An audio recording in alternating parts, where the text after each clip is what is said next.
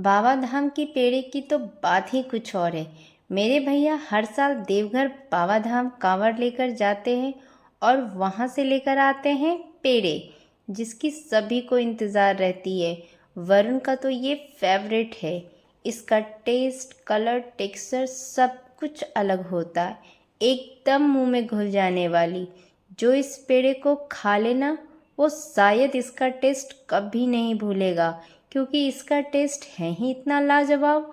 और ये सिर्फ़ और सिर्फ दो चीज़ों से बनती है, दूध और चीनी। इसमें और ज़्यादा कुछ भी नहीं जाता, बस आपकी मेहनत और श्रद्धा, जिसे बनाने के बाद शायद आपको एक अलग लेवल का सुकून मिलेगी। तो इसे बनाने के लिए सबसे पहले हम कढ़ाई में थोड़ा सा पानी डालेंगे ताकि दूध चिपके नहीं, जले नहीं। और फिर डाल देंगे हम दूध। यहाँ पे मैं 2 लीटर दूध ली हूँ, फुल फैट मिल्क। आप गाय का, भैंस का या पैकेट का दूध, आपको जो भी दूध अवेलेबल हो इजी वे में, आप उसे ले सकते हैं। बस थोड़ी थोड़ी आपको मावा की क्वांटिटी में फ़र्क पड़ेगा। तो मैं यहाँ पे पैकेट का दूध ली हूँ जो कि है फुल फैट मिल्क। इस दूध को मैंने 2 कढ़ाई में डाला है ताकि ये जल्दी जल्दी गाढ़ी हो जाए, जल्दी से ये रिड्यूस हो जाए। और इसे मैंने बिल्कुल हाई फ्लेम पे रख कर रिड्यूस की हूँ। और आप लोग से प्लीज़ रिक्वेस्ट है कि आप इसे रेगुलर चलाते रहें, बिल्कुल छोड़े नहीं। अगर आपको छोड़ना है, कुछ काम है, तो आप इसका फ्लेम थोड़ा सा धीमा कर दें और फिर आप इसे छोड़ सकते हैं। पर इसके कलर में थोड़ा फ़र्क आ जाएगा, ये थोड़ी लाल हो जाएगी। अगर आपको बिल्कुल उजला पेड़ा बनाना है तो आप इसे बिल्कुल हाई फ्लेम पे रख कर ही इसकी दूध को रिड्यूस कीजिएगा। तो यहाँ पे मैंने बिल्कुल हाई फ्लेम पे रख कर और इसे रेगुलर चलाते हुए मैंने इसे रिड्यूस किया है। तो एक कढ़ाई में थोड़ा जल्दी रिड्यूस हो गया था, तो मैंने इसे एक ही कढ़ाई में पलट दी हूँ। अब एक ही कढ़ाई में, क्योंकि मैनेज भी नहीं हो रहा था, मैं अकेले ही इस काम को कर रही थी, तो फटाफट से एक ही कढ़ाई में हम इसे पलट देंगे और इसके साइड को हम खुरेचते हुए इसके मावे रेडी करेंगे। आप इसे बिल्कुल सूखने के लिए नहीं छोड़िएगा। ये जब इस तरह से रबड़ी जैसा बन जाएगा तो फिर हम इस तरह की कलची से इसे प्रेस करते हुए हम चलाते रहेंगे। आप इसे थोड़ा प्रेस कर कर चलाइएगा। इससे क्या होगा कि आपका जो मावा है बिल्कुल चिकना बनकर रेडी होगा। आपने कभी बनाया होगा और उसे खाया होगा तो वो आपने देखा होगा कि आपका पेड़ा कभी फटा फटा सा या फिर जाली जैसा बनता है, तो वो इसी कारण होता है, आपका मावा चिकना नहीं होता है। तो आप इसी तरह से कलछी से दबा दबा कर जब आप इसे चलाइएगा ना, तो आपका मावा जालीदार ना बन के बिल्कुल चिकना बनकर रेडी होगा। और आप चीनी इसी स्टेज पे, रबड़ी के स्टेज पे ही डालकर तब बनाइएगा, ना कि आप बाद में चीनी मिलाइएगा। तो यहाँ पे मैं अब इसमें चीनी मिला देंगे। 1/3 कप मैंने यहाँ पे चीनी डाली हूँ और फिर से इसे पकाऊंगी। इस प्रोसेस से क्या होगा, आपका पेड़ा जल्दी ख़राब नहीं होगा और आपके पेड़े चिपचिपे नहीं बनेंगे, बिल्कुल बाज़ार के जैसा, बाबा धाम के जैसा बनकर रेडी होगा। और इसे हम बिल्कुल रेगुलर चलाते रहेंगे इसी तरह से खुरेज खुरेज कर, ताकि ये नीचे तले में चिपके नहीं। आप इसे ज़रूर एक बार ट्राई कीजिए। अभी सावन का भी महीना चल रहा है और रक्षाबंधन भी आने वाला है।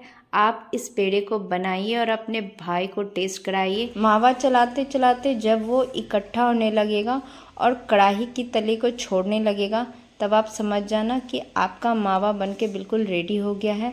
आपने कंसिस्टेंसी देख लिया, बस उसी कंसिस्टेंसी पे आप इसे बंद कर देना और फटाफट से एक थाली में थोड़ा सा घी लगा देंगे ताकि ये चिपके नहीं। और सारे मावे को हम थाली में पलट लेंगे। फिर इसे थोड़ा सा ठंडा होने देंगे, बस हल्का सा, ताकि ये छूने लायक हो जाए, क्योंकि ये अभी बहुत गर्म है और इसे बिल्कुल ठंडा भी नहीं करना है। जब तक ये ठंडा हो रहा है तब तक हम यहाँ पे 7 से 8 हरी इलायची को मोटा मोटा कूट कर और डाल दूँगी। अब यहाँ पे थोड़ा सा ये ठंडा हो गया है, ये छूने लायक हो गया है। बस इसे अब हम अच्छे से मसल कर चिकना करेंगे, बिल्कुल अच्छे से इत्मीनान से। यहाँ पे तकरीबन मैं यहाँ पे 5 से 6 मिनट इसे इसी तरीके से गूंदी हूँ आटे की तरह। और देखिए मैं इसे आपको पेड़ा बनाकर दिखा रही हूँ।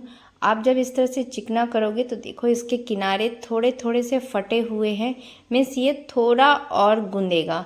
तो तकरीबन मैं टोटल यहाँ पे 5 से 6 मिनट इसे गूंद कर रेडी की थी। अब इसका डो देखो बिल्कुल सॉफ्ट चिकना बन गया है।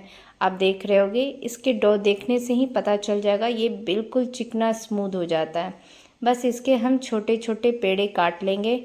और मेरे कहने से इस सावन आप प्लीज़ इसे ट्राई करो।